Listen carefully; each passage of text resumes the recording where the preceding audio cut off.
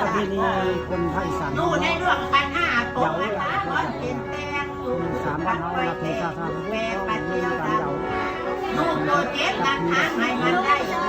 ใครนำใครจะรู้จัก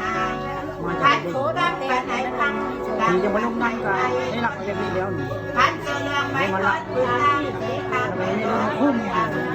โอ้ยโอ้วันนี้ นี่ ขอ ผ้าง กัน บางครั้งเรื่องจริงผ่านจอมาเบิ่งเนาะ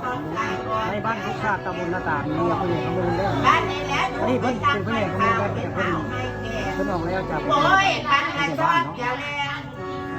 แล้วไอ้นั่นอย่าส่งปัก แล้วเอ็นก็มาตามนะอาเซียประกาศ อย่าเบาทั้งไป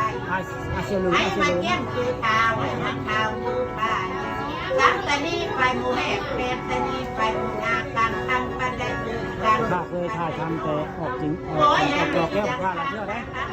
เวลาเราใบลำแบบนี้ได้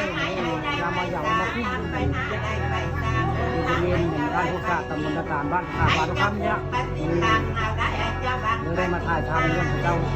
เหยาเลย โอ้ยอันนี้แล้วท่าน ไม่ใหญ่ไม่ ไม่ ตำบลห ได้ น้าต่าง เดิ เพิ่ น นเลย ตามยาย